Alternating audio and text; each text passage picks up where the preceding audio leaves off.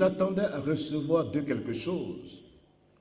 Et ils lui ont dit, nous n'avons ni argent ni or, mais ce que nous avons, nous te le donnons. Alléluia. Au nom de Jésus-Christ de Nazareth, lève-toi et marche. Ils respectaient les rendez-vous. Ils étaient ponctuels. Ils étaient réguliers. Ils étaient conscients de la présence de Jésus-Christ parmi eux. Puisqu'il leur a dit, là où 2 ou 3 sont rassemblés en mon nom, je suis au milieu d'eux. Donc comprenons ces facteurs aujourd'hui en tant qu'Église. Nos rassemblements sont importants. Il y a la visitation de l'Esprit de Dieu dans nos rassemblements. Jésus est présent. Jésus-Christ veut agir. Jésus-Christ est le même hier, aujourd'hui, éternellement. Mais comme nous le disions, nous sommes à la fin des temps. Et Jésus a dit une parole qui me fait réfléchir aujourd'hui. Pourquoi lui se pose des questions qui demeurent sans réponse? Pourquoi Jésus-Christ peut dire dans Luc chapitre 18, le verset 8, quand le Fils de l'homme viendra, trouvera-t-il la foi sur la terre? Jésus est Dieu. Dieu se pose des questions. Est-ce que, quand il viendra, trouvera-t-il la foi sur la terre? Quand Dieu se pose des questions, cela doit nous amener à prendre notre vie au sérieux. Ne pas être là seulement pour argumenter tout le temps, raisonner, se défendre. Mais écoutons ce que l'Esprit dit aux églises. Le Saint-Esprit nous avertit que dans les derniers jours, beaucoup abandonneront la foi pour s'attacher à des esprits séducteurs, par l'hypocrisie des faux docteurs. Voici les avertissements du Saint-Esprit dans les derniers temps. Il parle clairement, de manière distincte. Le Saint-Esprit est Dieu. Il connaît les choses d'avance. Il anticipe et il parle. Le Saint-Esprit ne fait que confirmer ce que Jésus prédit, ce qu'il dit. Et cette interrogation du Christ doit nous interpeller encore ce soir. Ce que l'Esprit de Dieu dit est conforme à ce que Jésus-Christ prédit, à ses questionnements. Au temps de Noé, le monde d'alors était devenu insensible à Dieu, insensible à la voix de Dieu. Noé, le prédicateur de sa génération, une génération perverse, immorale, qui vivait dans les abominations terribles. Et Noé prêchait l'évangile. Il proclamait que Dieu allait mettre fin à ce monde. Les gens n'y ont pas cru. Ils se moquaient de Noé. Il y a plusieurs manières de se moquer. C'est-à-dire, même résister à ce que Dieu dit, c'est une moquerie.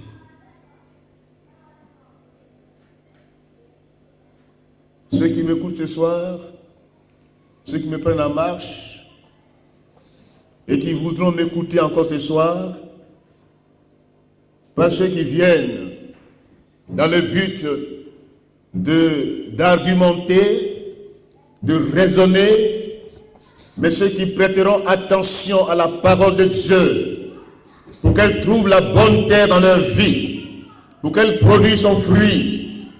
Dieu vous bénira. Amen. Dieu vous bénira. Nous vivons des temps où les gens résistent à la parole de Dieu. Ils ne résistent pas au diable, mais ils résistent à Dieu. Même quand Dieu parle, ils sont fâchés. Ils ne veulent plus l'écouter. Ils veulent choisir leur prédicateur. Voyez-vous, quand Jésus-Christ parle, prenons au sérieux sa parole. C'est fonction des temps actuels qu'il parlait ainsi. Des temps d'apostasie, de séduction, au niveau personnel, au niveau communautaire, au niveau des masses, des peuples. Voyez-vous, l'apostasie, c'est la gangrène qui ronge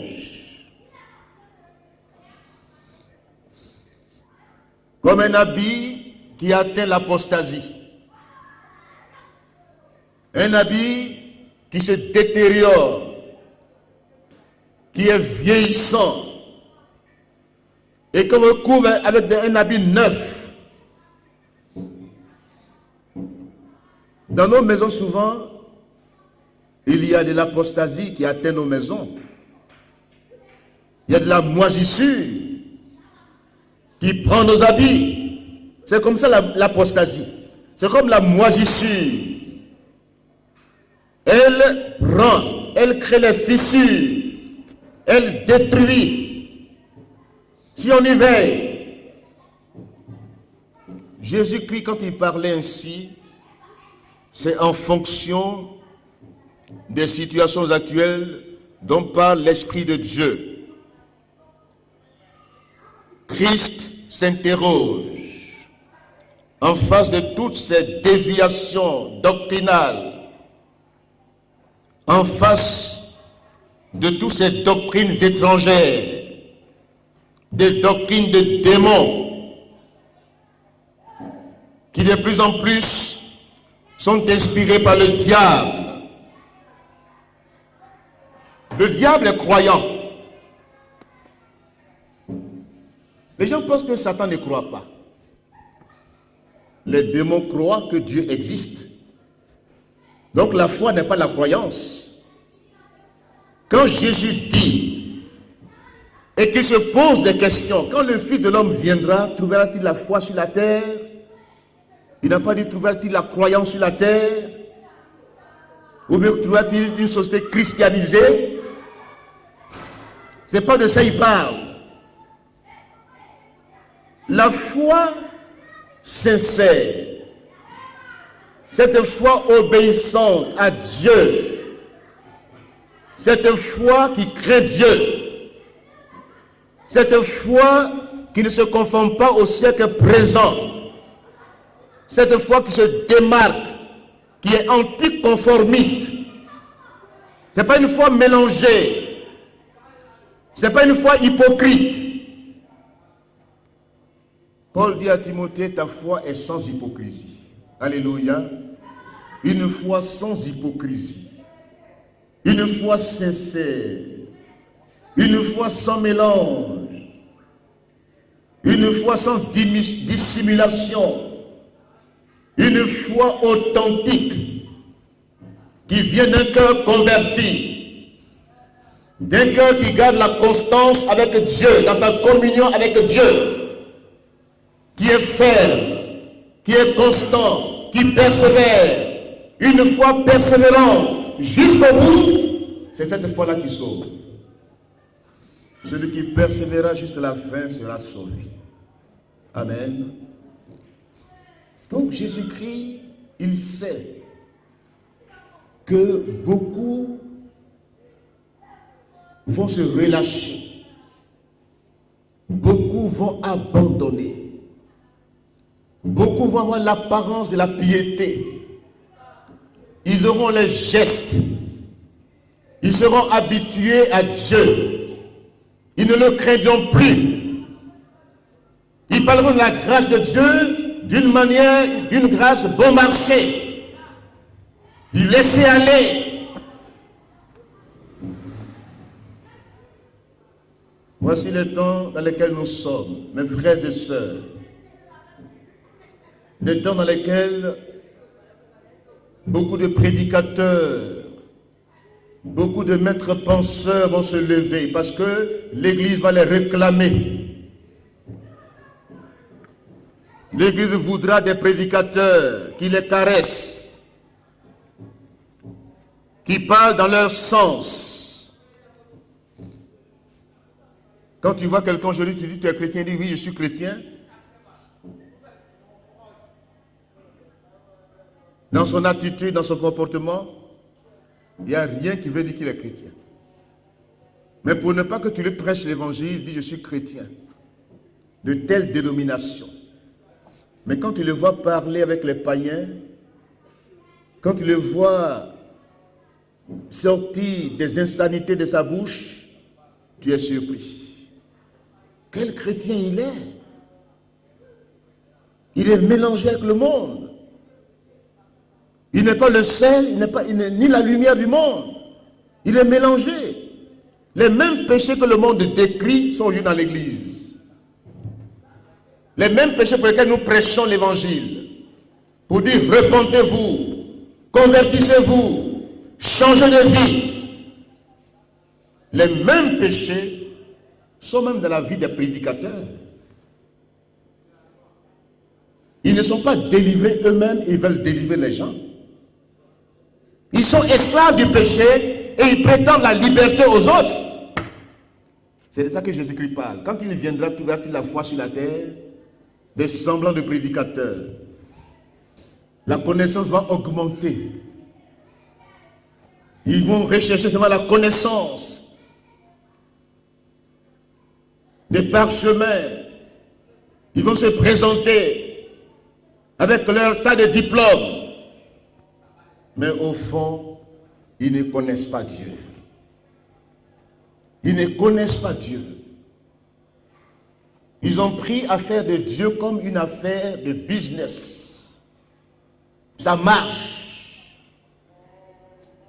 Ça marche. Puisque ça marche aujourd'hui, hier, quand tu dis que tu es pasteur, les gens se moquaient de toi.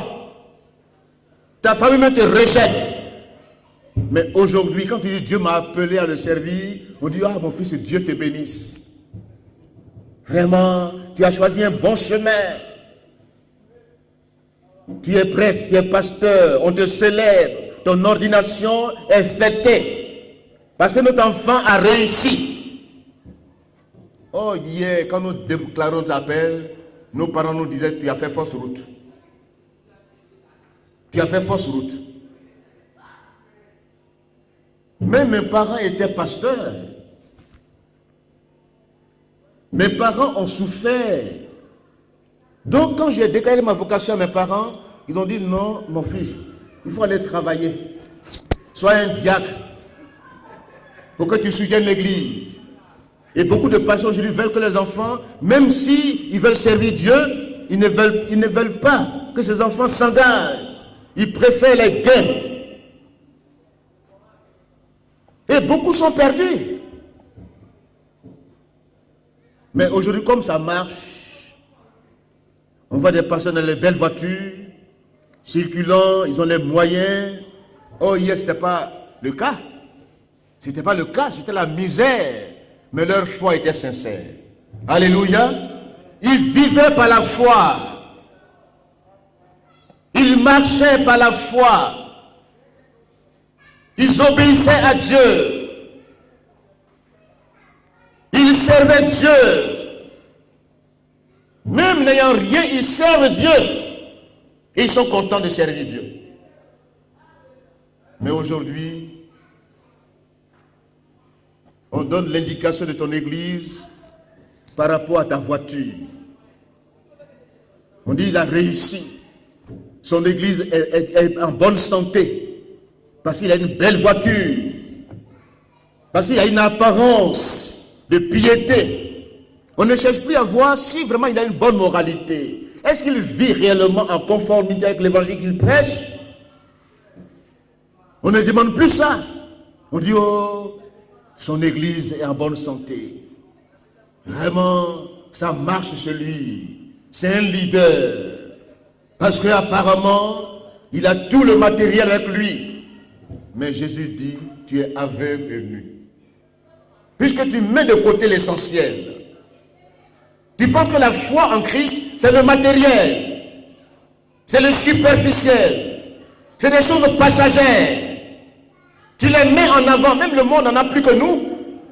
Mais le monde n'est pas béni. La vraie bénédiction, elle est spirituelle. La vraie excellence est spirituelle. On parle d'excellence. D'excellence. Parce que on a construit quelque chose, on a fait quelque chose, on a réalisé, on dit c'est excellent. Mais Dieu dit c'est médiocre. Si ta vie spirituelle ne répond pas de ce que tu dis, tu es médiocre aux yeux de Dieu. Tu es médiocre aux yeux de Dieu. L'excellence pour Dieu, ce n'est pas nos réalisations matérielles, mais c'est ton cœur, c'est ta vie, c'est ta conduite. Tu dois être un modèle en parole, en conduite, en pureté, en amour et en foi. Le monde s'attend à des poteaux indicateurs. Le monde est fatigué des faux prédicateurs qui disent une chose et qui font le contraire. Qui disent aux gens, faites ce que je vous dis, mais ne faites pas ce que je fais. L'apôtre Paul dit, soyez mes imitateurs, comme je le suis de Christ. Alléluia. Cette foi authentique, c'est de ça que Christ parle aujourd'hui. Il y en a, quand on ne les a pas pris dans leur péché, ils n'ont pas encore péché. Ils vivent de manière normale. Ça ne leur dit rien. Vraiment, c'est terrible. Un monde qui atteint une certaine apostasie, apostasia, désobéissance à Dieu. Il y en a qui servent les hommes, qui pensent que servir Dieu, c'est servir devant les hommes, chercher des appréciations humaines. Ça s'appelle servir Dieu. Ils servent au nom de Dieu, dans la présence des hommes, mais ils ne servent pas avec Dieu dans sa présence. Voici la différence. C'est de ça que Jésus-Christ parle. Quand il viendra, trouvera-t-il la foi sur la terre? Il y aura beaucoup de serviteurs. Il y aura beaucoup de personnes qui apparemment seront là, mais leur vie cachée, les choses secrètes qu'ils font dans le secret, ils ne savent pas que Dieu voit cela. Ils n'ont pas la crainte de Dieu. Servir Dieu en sa présence a du prix aux yeux de Dieu. Il est la récompense qui t'attend. Mais il y en a qui veulent servir au nom de Dieu dans la présence des hommes. Ce n'est pas la foi, c'est la croyance. Les démons croient. Ils tremblent. Mais ils ne peuvent pas se soumettre à Dieu. Tout enfant de Dieu qui prétend connaître Dieu et qui n'est pas soumis à la volonté de Dieu, il ne connaît pas Dieu. Il y en a qui préfèrent ne pas se soumettre à Dieu, désobéir à Dieu, mais ils sont prêts à faire les 4 volontés des hommes. Parce qu'ils se disent que si je fais les 4 volontés de l'homme, même si je suis dans le péché, l'homme va me couvrir. Voici la croyance. Ils cherchent la couverture de l'homme. Ils sont bien. Ils courent. Ils flattent les hommes. C'est des flatteurs. Et tout flatteur vit aux dépens de celui qui l'écoute. Et les hommes aujourd'hui veulent être flattés. Ne sois pas un flatteur. Marche à visage découvert, que ta foi soit sans hypocrisie. Devant Dieu, on aura un compte à rendre nous tous. Les pensées secrètes, les actions secrètes, les intentions inavouées, que les gens ne voient pas, les zones d'ombre dans ta vie, que Dieu seul voit, tu vas rendre compte de ces zones d'ombre. Ne paraît pas comme Blanche-Neige, comme une sainte Nitouche, comme un ange devant les hommes, mais un tombeau blanchi devant Dieu. C'est de ça Jésus-Christ parle. Quand il viendra, trouvera-t-il les hommes sincères sur la terre? Trouvera-t-il les personnes qui le craignent? Les trouvera-t-il? J'aimerais te rassurer ce soir en te disant que tous ceux qui veulent vivre pieusement en Christ seront persécutés. Amen. Tous ceux qui veulent obéir à Dieu, qui veulent craindre Dieu, marcher dans l'intégrité, dans une vie excellente, une moralité claire devant Dieu, qui ne cherchent pas les couvertures humaines, mais qui cherchent l'abri de Dieu, la couverture de Dieu, ils seront persécutés. Les hommes ne voudront pas d'eux. Ils seront dérangeants pour leur royaume terrestre, passager. Le règne de Dieu est éternel. Vivez pour le royaume de Dieu. Alléluia. Vivez pour le règne de Dieu. Que son règne vienne. Que sa volonté se fasse. Que le règne de Dieu s'établisse dans nos cœurs. Que Dieu vous approuve. Quand Dieu t'approuve, ça vaut la peine. Les hommes peuvent te désapprouver. Ils peuvent tout dire de toi. Et Dieu peut dire le contraire en te voyant. Il peut te dire bon et fidèle serviteur. Bon et fidèle servante. Alléluia. La foi, c'est devant Dieu on marche. Marchons devant Dieu. Abraham, il marchait devant Dieu. Enoch marchait avec Dieu. Il a été trouvé intègre. Dieu l'a enlevé. Tous les hommes de Dieu dans la Bible marchaient devant Dieu. Élie se tenait debout devant Dieu. Pas devant les hommes. Devant Dieu. Mardochée se tenait devant Dieu. Alléluia. Dieu veut des hommes qui le craignent aujourd'hui dans cette génération perverse, adultère, pécheresse, où les péchés d'immoralité ne sont plus pris au sérieux. On peut faire ce qu'on veut. Quand on est couvert, c'est l'essentiel. Dieu mettra à nu toutes les actions secrètes et cachées des hommes. C'est pourquoi que ta foi soit sincère aujourd'hui. Amen. Alléluia. Tous ceux qui veulent vivre cette foi authentique seront persécutés. Mais les hommes méchants, les hommes qui se livrent au mal de plus en plus, ils vont avoir du succès. Un succès apparent. Ils vont faire des progrès. Ils vont être vus, appréciés. Ils seront à la une. L'un des signes de l'apostasie des derniers temps, c'est les effigies humaines. Les panneaux publicitaires. Ce n'est plus Jésus-Christ qu'on présente, mais on présente des hommes.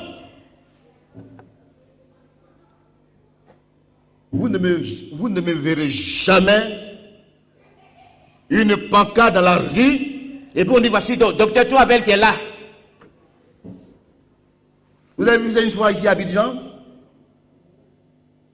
On m'entend seulement dans une petite église, cachée dans un quartier précaire. Mais la parole de Dieu dans ma bouche est comme le feu. Amen. Je préfère ça que de faire la publicité, ma propre publicité, mais des affiches, montrer le visage, des thèmes sortis hors contexte. Faire la publicité humaine, c'est un signe d'apostasie. On met des pancartes dans les rues, partout, même dans les bureaux maintenant, c'est des effigies humaines. C'est des photos maintenant. C'est une adoration, c'est la déification de l'homme. On déifie l'homme. Mais c'est le monde qui fait ça, mais pas nous. C'est le monde. Le monde dans l'église. Et on avance comme ça parce qu'on a des petits rois télé qui se promènent, ils ont leur effigie dans nos églises, ils sont contents. Ils ne peuvent pas dire non. Ils sont contents qu'on les élève ainsi, comme des dieux. Jésus est Seigneur de son église. Je préfère que Jésus-Christ soit Seigneur de ma vie. Peu m'importe ce que les hommes disent, mais que Jésus soit le Seigneur de ma vie. Alléluia. C'est lui que je sers. Je le servirai jusqu'au bout. Jusqu'au bout. Jusqu'au dernier souffle. Je dirais non à l'apostasie. Amen. Apostasie personnelle, séduction, abandon, reniement.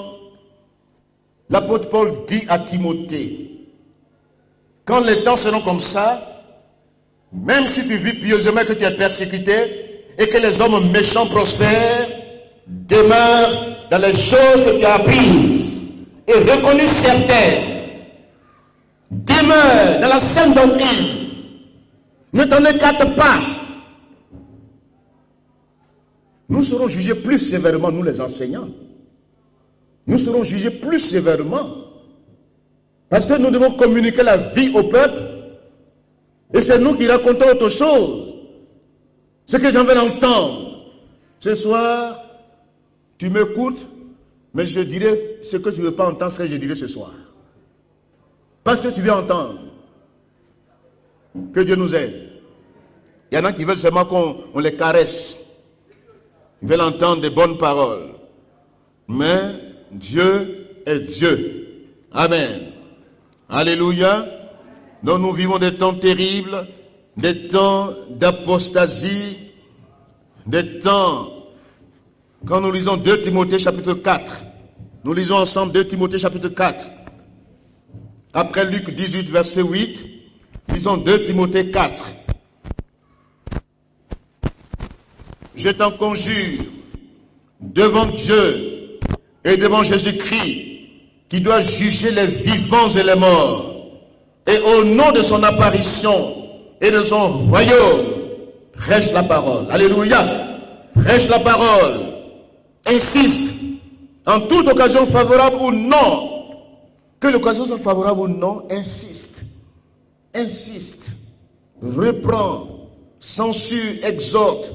Avec toute douceur et en instruisant. Car il viendra un temps où les hommes ne supporteront plus la saine doctrine, mais ayant la démangeaison d'entendre des choses agréables, ils se donneront une foule de docteurs selon leurs propres désirs, détourneront l'oreille de la vérité et se tourneront vers les fables. Mais toi, sois sobre en toutes choses, supporte les souffrances, fais l'œuvre d'un évangéliste. Alléluia. Remplis bien ton ministère. Amen. Remplis bien ton ministère. Jésus-Christ va nous juger plus sévèrement. Tu as reçu beaucoup, on te demandera aussi beaucoup. Que Dieu nous aide. Voici des temps cruciaux, des temps déterminants dans lesquels nous sommes, des temps terribles où l'apostasie gagne du terrain. Les nations hier qui nous ont apporté l'évangile sont devenues apostates. L'apostasie des masses, des nations. La France, qui est la fille aînée de l'Église. Quand vous y allez aujourd'hui, c'est comme si Dieu n'existe plus dans leur société. Dieu est complètement chassé de la société. C'est l'occultisme, c'est la magie, c'est la sorcellerie, c'est le mystique. C'est ça qu'elle est pratique aujourd'hui. Dieu n'y est plus. Même quand tu veux prêcher l'évangile, on t'empêche de prêcher l'évangile dans les rues. On va te traiter de tous les noms. de traditionnels, de conservateurs, qui ne respectent pas la liberté, les droits à l'avortement, liberté des choix, des déviations sexuelles. Ils veulent que tu entres dans leur moule. Il y a des pasteurs homosexuels. Il y a des pastorines en Allemagne. J'ai vu leur drapeau. Elles paradent dans les rues. Des femmes pasteurs, lesbiennes, qui circulent à visage découvert. L'Allemagne qui est une nation, la nation du grand réformateur, Luther, a perdu les pieds. Quand on parle d'évangile en Allemagne, c'est une tradition simple religieuse qui s'est installée. Ce n'est plus la foi véritable. La foi a disparu de ces nations qui nous ont apporté l'évangile. La France est en tête. Elle est le siège de l'occultisme. Les 10 heures de bonne aventure ont rempli les rues de Paris. Les médiums ont rempli les rues de Paris. C'est qu'il y a beaucoup de fous là-bas. Ils touchent des domaines que Dieu interdit. Ils ont dans le monde spirituel sans Dieu lui-même. Et qui y est? C'est Satan, ce sont les démons. Qui les accueillent. Leur vie est déboussolée. La dépression, le suicide. Les enfants se tirent là-dessus dans les rues. À Marseille, se tirent dans les rues. La drogue, on ne peut plus les contrôler. Et on dit, Jésus-Christ, éloigne-toi de la société. Mais il est loin de la société, il est en dehors de la société. Maintenant, voici vos enfants qui s'entretiennent dans les rues. La drogue, le désordre s'installe. Il ne peut plus les contrôler. Quand on met Dieu hors de sa vie, la vie n'a plus de sens. L'église du grand réformateur en Allemagne, dans la ville d'Hambourg, quand tu y entres aujourd'hui, tu as les larmes qui coulent, parce que c'est devenu un lieu touristique. Les gens y vont pour prendre les photos. La statue de Luther même est devant la porte. Et puis on prend les photos. On dit voici. Mais on ne pense plus que cet homme-là a été un réformateur. La foi a disparu. L'Amérique, qui a sur son biais en Dieu nous croyons, c'est pour tuer les enfants, c'est pour dire le droit de l'avortement, pour tuer, c'est ça, ils paradent, ils sont contents. Quand on dit voilà, voici le monde actuel, l'apostasie des masses. C'est pourquoi veille sur ta vie. Amen. Veille sur ta vie. C'est pour couper la chair de quelqu'un d'autre. Si je ne peux pas crever mon œil, si je ne peux pas me faire du mal moi-même, mais que je me garde de le faire à l'autre. La loi de l'amour exige que ce que tu veux qu'on te fasse, fais-le de même pour l'autre. Tu sais que si on te met dans une position comme telle qui va te mettre dans des difficultés, ne mets pas ton frère dans les difficultés. Mets-toi à sa place. Avant même de poser un acte envers lui, pose-toi des questions.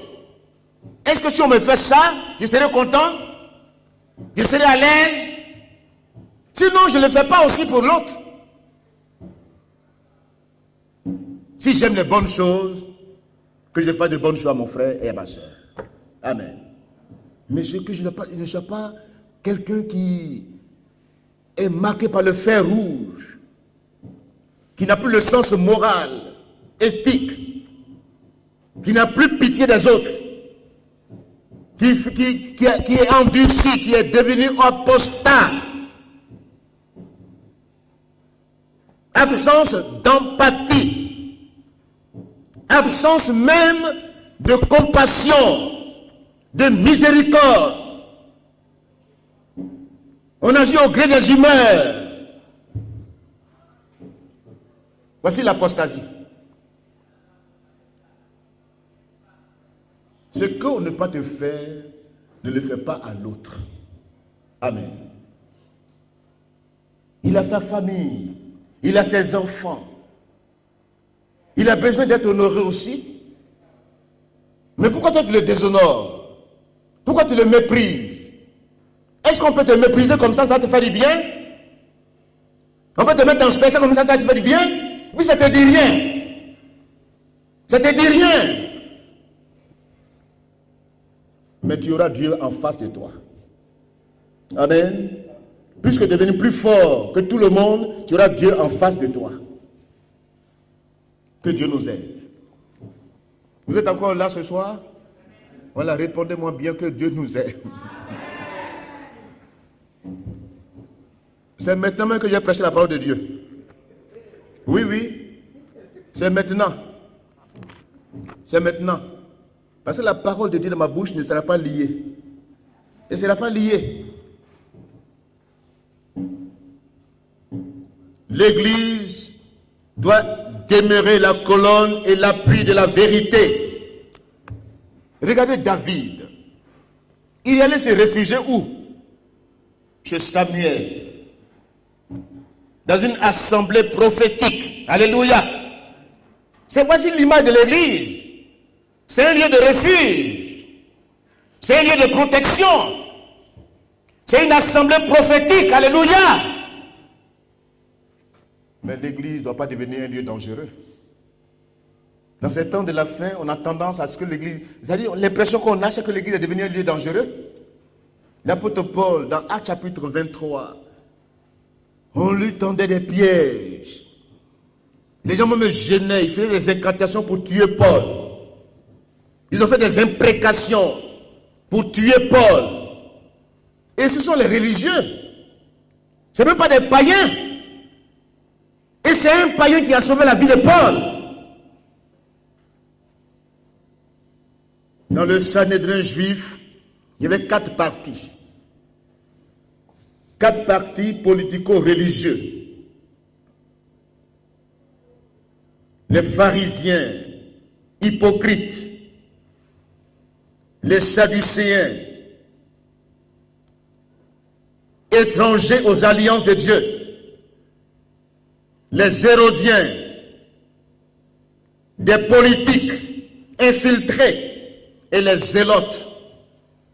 Voici les 4 partis qui étaient dans le club de Sanhédrin, qui ont fatigué les apôtres, qui ont fatigué Jésus-Christ lui-même. C'est une cour d'assises, une cour de justice. Le verdict est connu d'avance, avant le procès. Un procès expéditif. Parce qu'on veut tuer Paul. Paul a dit, j'en appelle à César. Alléluia. J'en appelle à César. Je refuse d'être traduit dans une cour de justice à qui n'est pas impartial, qui n'est pas équitable. Où tous ceux qui parlent dans une seule direction. Il n'y a pas de défense, il n'y a pas aussi, c'est seulement accusation. Une cour déséquilibrée. L'Église doit devenir un lieu de refuge, un lieu de sécurité. Et les chrétiens que nous sommes aussi, ne faisons pas du mal aux autres. Ne faisons pas du mal. Ne soyons pas méchants.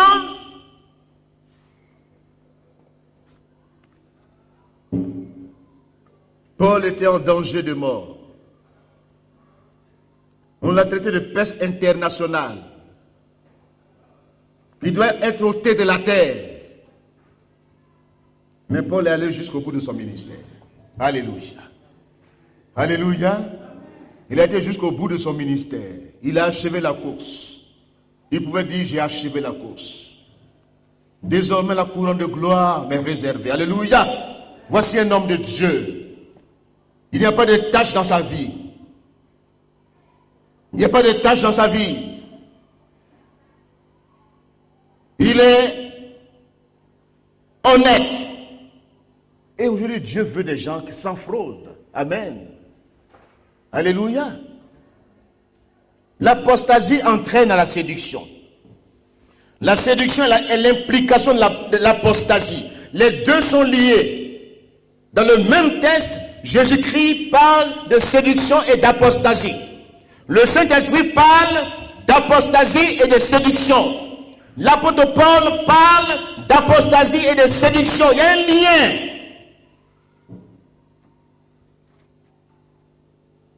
Jésus a dit dans Jean chapitre 1, le verset 41 par là, quand Jésus-Christ cherchait ses disciples, il y a un, je ne sais pas si c'est Philippe, il allait voir Nathanaël. Il dit, nous avons vu le Messie. Alléluia. Et Nathanaël lui a dit, peut-il venir de Nazareth quelque chose de bon? Peut-il venir de Lokojo quelque chose de bon? Peut-il venir de ce quartier précaire quelque chose de bon? Il dit, viens et vois. Alléluia. C'est dans quel votre langage aujourd'hui? Dites aux hommes et aux femmes, venez et voyez. Alléluia. Viens et vois.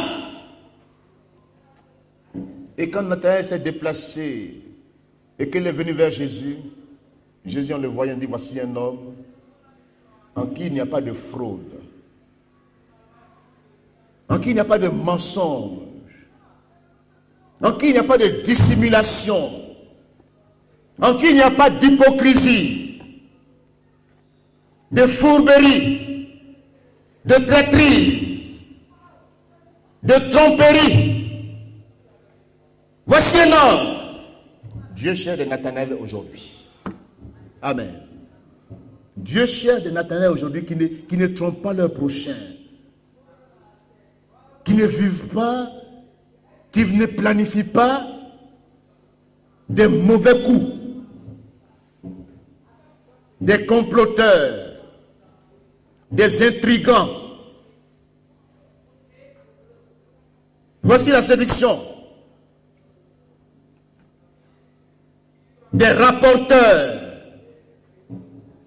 des fumistes, des apostats. Dieu attend de Nathanaël. Alléluia. Ce n'est pas servir Dieu. Rapporter. Et puis on est à l'aise. On est content. Parce que les hommes sont satisfaits. On pense qu'on a servi. Quand Dieu te voit, il dit voilà un apostat qui marche. Quand tu marches comme ça, tu dis voilà, j'ai fait un bon travail. Dieu dit voilà. Voici les choses dont je parle. Apostasie. Il a atteint l'apostasie. Sa chemise et tout son corps, son être intérieur même, a atteint la moisissure. Et puis lui, il pense qu'il a servi Dieu, mais comme ça. Un rapporteur est un menteur. C'est un diviseur. La Bible dit, tout rapporteur est diviseur. Il est apostat.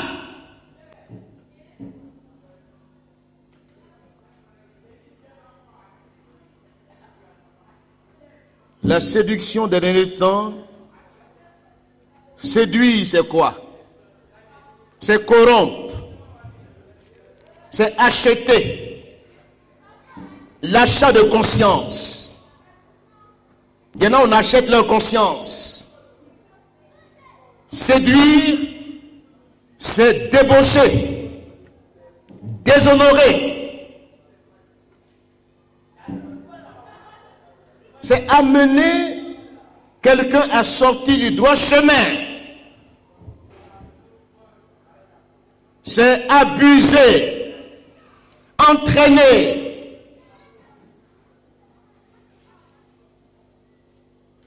ensorceler, envoûter. Un séducteur, c'est une personne de confiance au départ, qui elle-même ne sait pas qu'elle est séduite, qu'elle est apostate. Elle ne se rend pas compte. Et qui te prend par la main pour dire, mon frère, alors, comme tu lui fais confiance, son passé, son ancienne onction, qui n'est plus l'onction fraîche, qui n'est plus l'onction fraîche. Parce que l'apostasie, ça fait vieille l'onction. L'ancienne onction. Dans 1 Roi 13, je vous prends l'exemple d'un séducteur, un vieux prophète. Un vieux prophète. Dieu ne lui parle plus. Dieu l'a mis au garage.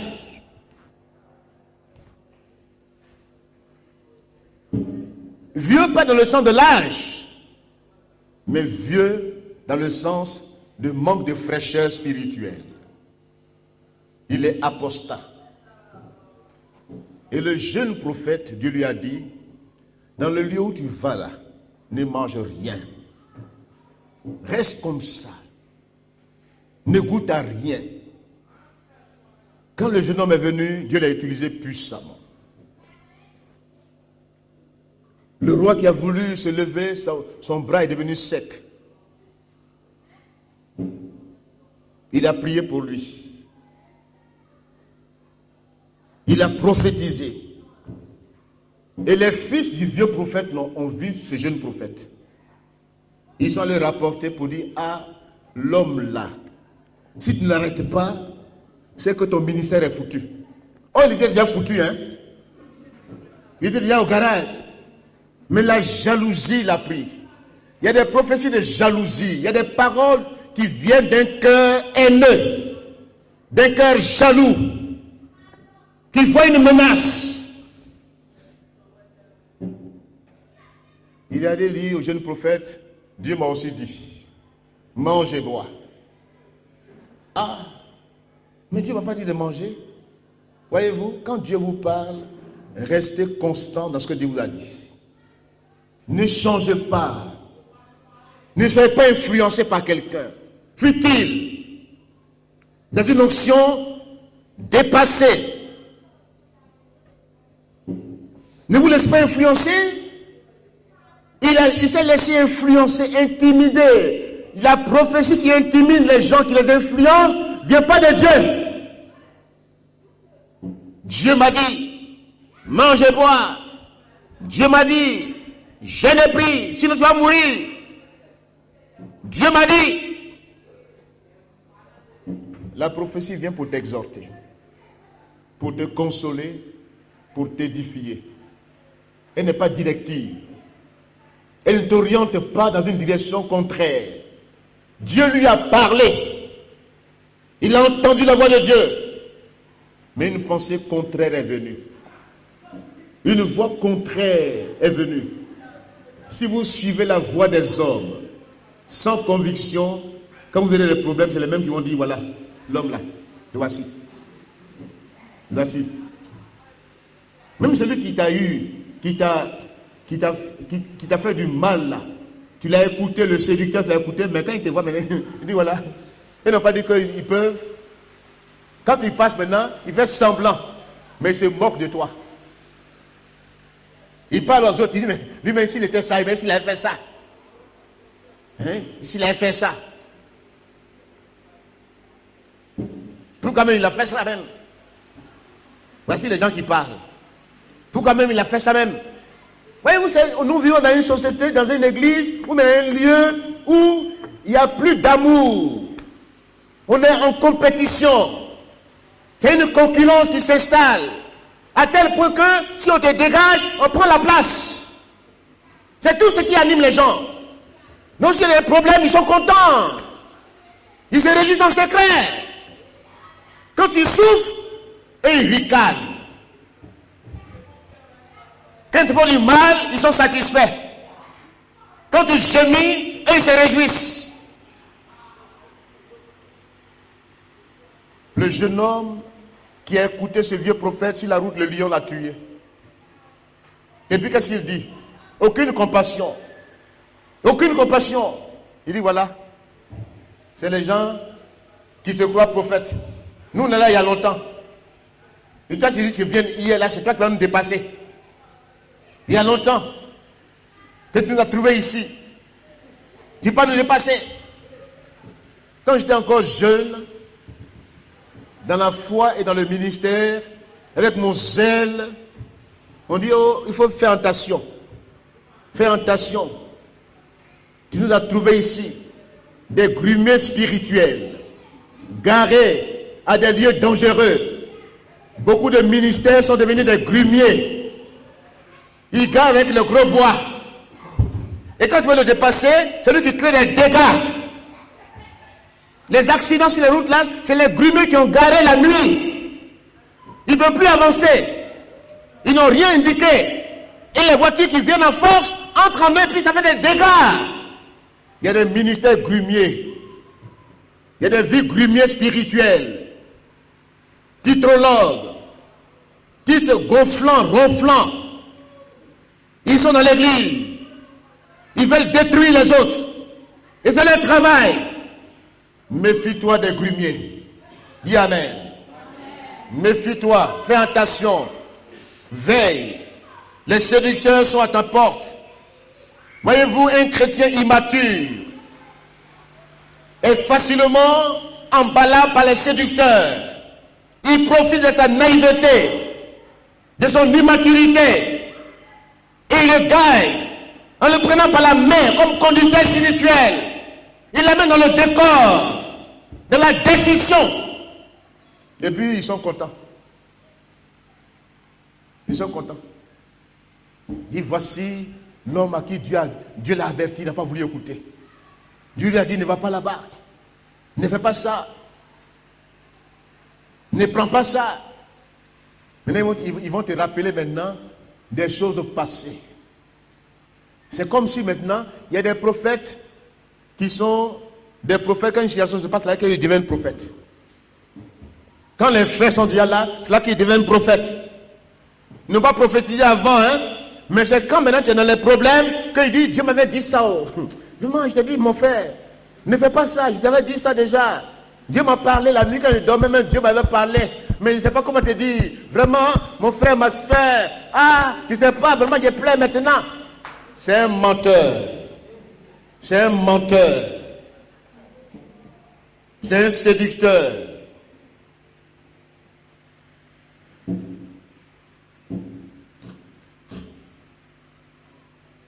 Quand on est immature, on manque de discernement. J'aimerais vous dire dans ce temps de la fin, le don le meilleur, c'est le don de discernement. Mais il y a des miracles mensongers. Satan fait des miracles. Le diable fait des miracles. Il y en a qui pensent que seulement c'est les miracles, c'est le spectaculaire. Qui veut dire que Jésus est là. Même les démons font des miracles. Il y a des magiciens qui prennent le nom de Dieu et qui font en sorte que des miracles se produisent. Mais ça ne vient pas de Dieu. Ça ne vient pas de Dieu. Leur miracle, c'est leur propre spectacle. Leur propre spectacle. Lisons 2 Thessaloniciens. Je vous invite à me suivre dans mes lectures. Puisque je suis bibliste, j'aime la Bible. Alléluia. J'aime la Bible. Lisons ensemble la Bible. 2 Thessaloniciens. Vous pouvez aussi lire 2 Pierre.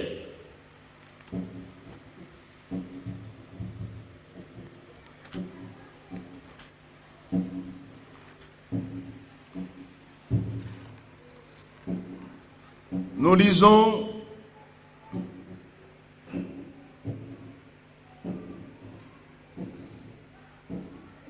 verset 3. Que personne ne vous séduise d'aucune manière. Que personne ne vous séduise. Voyez-vous le lien entre séduction et apostasie?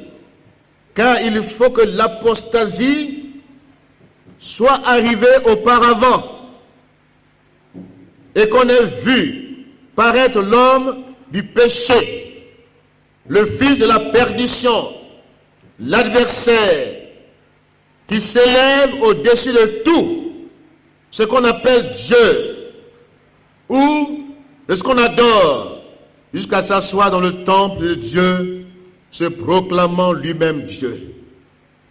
Se proclamant lui-même Dieu. Et le verset 9.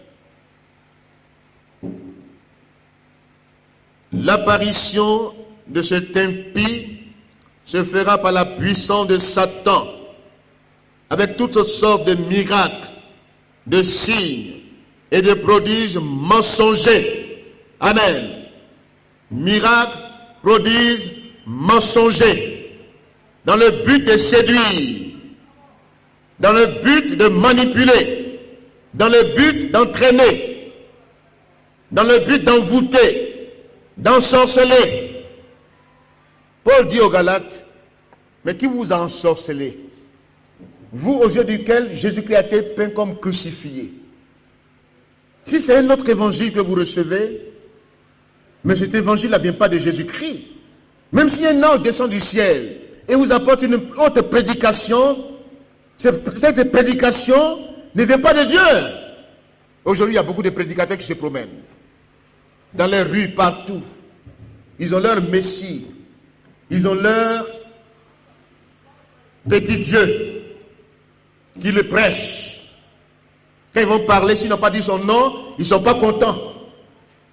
Au nom de Dieu tant, au nom de tel Dieu que je parle, je prends la parole au nom de tel Dieu. Avant un discours, comme le monde le fait. Mais nous sommes dans l'église. Que Dieu nous épargne ce genre de comportement anti-biblique.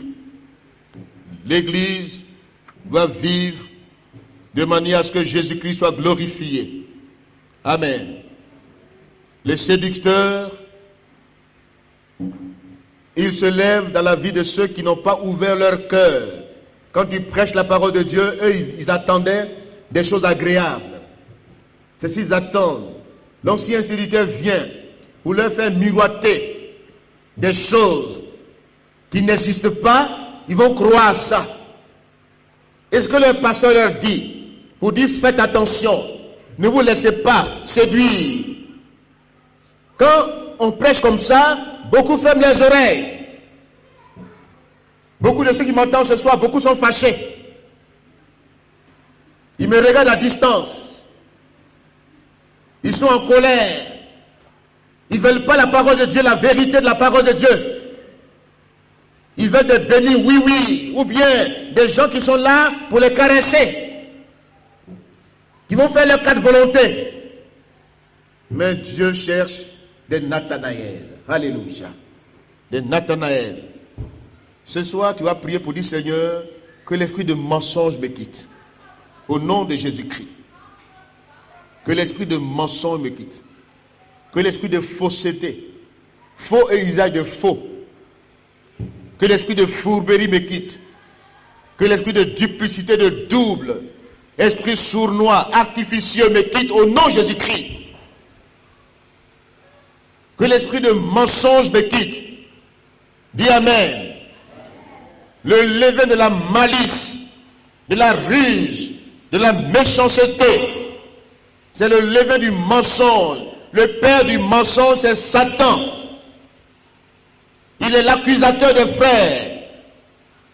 Tout menteur est accusateur. Tout hypocrite est accusateur. Il met les gens dans les problèmes et puis il est assis tranquillement.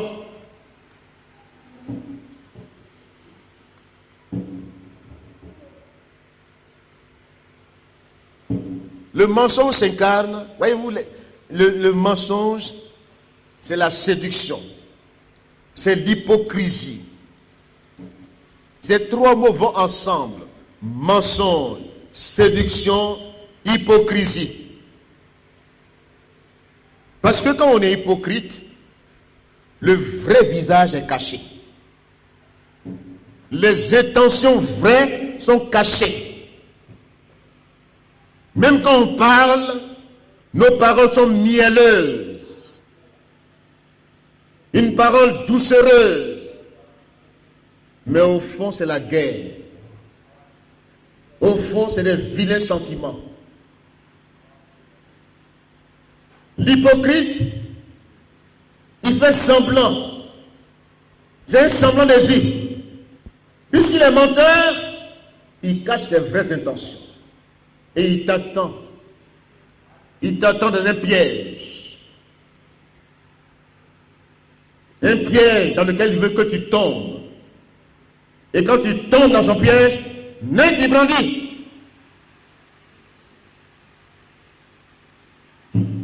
Crime, scandale, blasphème. Quand Jésus-Christ il était dans son ministère, qu'est-ce qu'ils ont tendu des pièges. Les espions le suivaient pour voir comment l'avoir. Il y avait des espions, il y avait des gens qui le suivaient pour qu'il tombe dans leur piège. Puisqu'il ne savait pas où l'avoir, il a dit, il est le Fils de Dieu, blasphème, injure. Voici les menteurs, comment ils font. Un menteur, il épie ta liberté. Voyez-vous, dans le monde actuel, ceux qui empoisonnent leurs frères, ils les ont eus à l'usure. Ils leur ont fait confiance. Ils ont pris leurs mains pour dire, ah mon Dieu, mon frère, allons-y boire quelque part. Allons-y. Il faut croire qu'ils t'aiment. Il faut croire que tu es leur frère. Oh, il veut te détruire. Ses vraies intentions sont cachées. Et toi, tu ne veilles plus sur ta vie. Oh, Dieu a dit, fais attention. Il y a des poisons spirituels. Des empoisonneurs spirituels. Des imposteurs. Des séducteurs. Ils veulent t'avoir à l'usure. Pour brandir tes fautes, tes défauts.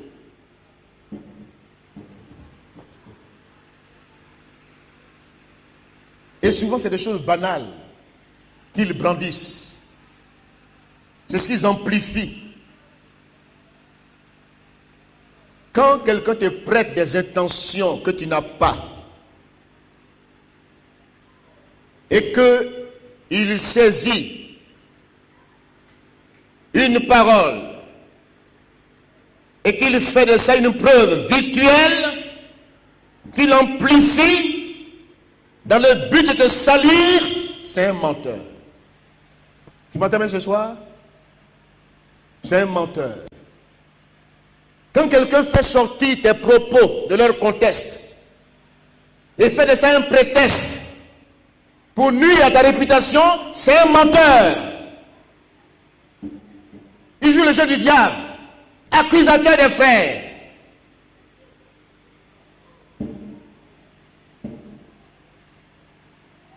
Quand quelqu'un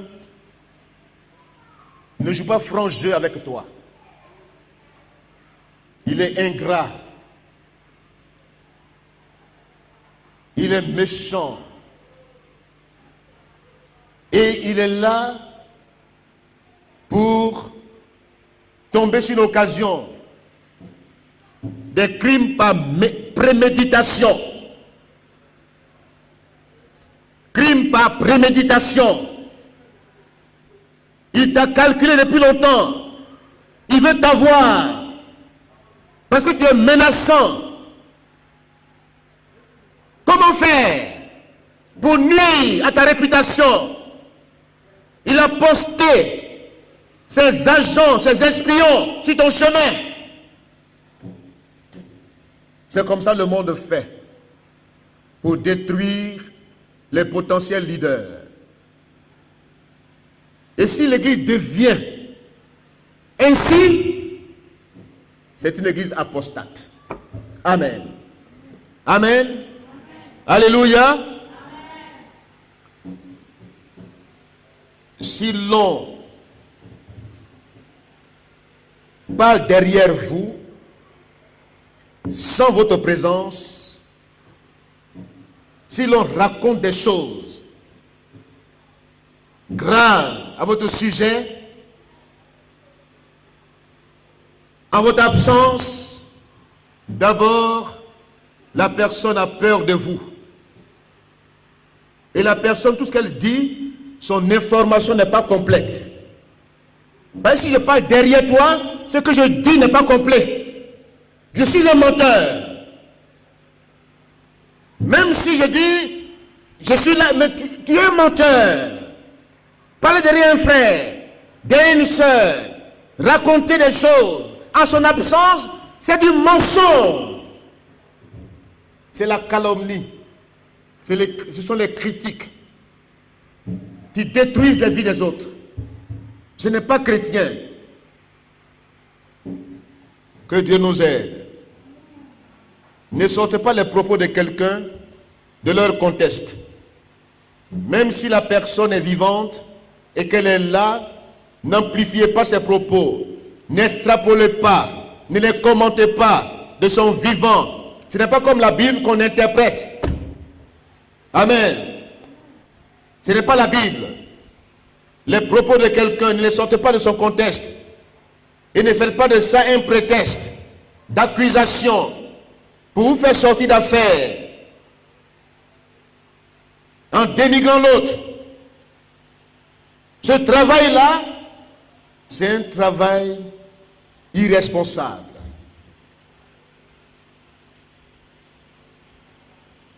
C'est enfantin. C'est enfantin. C'est mesquin. Ce n'est pas de Dieu. Ne pas avouer les vraies intentions qu'on a, les vraies motivations de son cœur. Les cacher. Et puis, agir de manière visible en saisissant une occasion de contre-pied, comme dans un combat où on fait des coups bas, irréguliers. On n'affronte pas en face, mais on a des coups bas, des coups irréguliers. On descend dans la poubelle, on va trouver là-bas des poux, ou bien on met des pots de banane sous son pied pour qu'il tombe. Ça, c'est ce que la Bible appelle le cerveau mensonger. Cerveau mensonger. Dans toute situation de séduction, il y a des cerveaux, il y a des meneurs, il y a ceux qui sont chefs de bande, ceux qui sont là, la coalition au mal. Ce sont des menteurs, être friands des rapports négatifs, aimer les informations pour prendre ça comme une menace et puis intervenir par précipitation, prendre des décisions arbitraires. C'est du mensonge. Amen. C'est du mensonge. Tout menteur est apostat. 3 objections finales. Objection à l'apostasie et à la séduction. Première objection. Parce que la Bible me dit d'exposer ces choses, de les clarifier. J'ai une double responsabilité en tant que leader, en tant que serviteur de Dieu. Il dit expose ces choses. Le mot exposer veut dire juge ces choses. Examine-les, éprouve-les, questionne-les, condamne-les. Amen. 3 objections, voyez-vous, le serviteur de Dieu a une double responsabilité. Premièrement, il doit annoncer la saine doctrine. Alléluia. Il doit annoncer la saine doctrine. Il doit enseigner, donner des enseignements systématiques à l'Église. Il doit poser les fondements dans la vie des chrétiens. Tout ministère doit enraciner l'Église dans la foi. Enraciner les chrétiens dans la foi. Pour ne pas qu'ils soient flottants à tout vent de doctrine. L'unité dans la foi. Voici le but des ministères. Jésus a donné les ministères dans l'Église pour enraciner les chrétiens devant les fléaux, les tempêtes de la séduction et de l'apostasie, que les chrétiens eux-mêmes aient le discernement pour dire non. Non à l'apostasie, non à la séduction. Amen. Alléluia. Dis non à l'apostasie ce soir. Dis non à la séduction. Tout ce qui se lève, voici la première objection. Fais comme Mardochée a fait. Si l'homme s'élève lui-même et qu'il n'est pas dans la nature du chef de l'Église et qu'il veut s'imposer par la force et qu'il veut être déifié, dis non. Amen.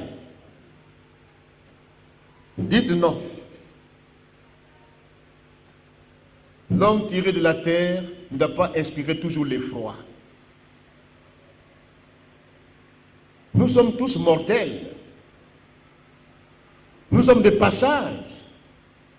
Il y a la règle d'égalité. Dans le monde évangélique, il y a la règle d'égalité, de soumission mutuelle, de respect mutuel. C'est la règle d'égalité. On n'est pas dans une pyramide. On n'est pas dans un système qui veut des robots. On est des hommes. On doit proposer. On doit faire des propositions constructives. C'est ça l'Église. Que Dieu nous aide.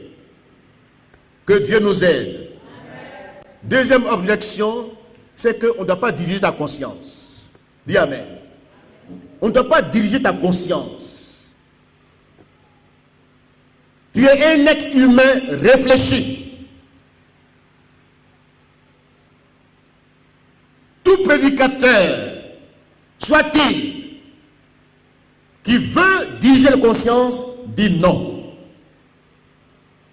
Dis non. Qui veut te contrôler, violer ta conscience, dis non.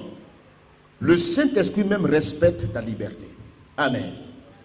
Voici la deuxième objection. La troisième objection, c'est n'entrons pas dans la politique du monde.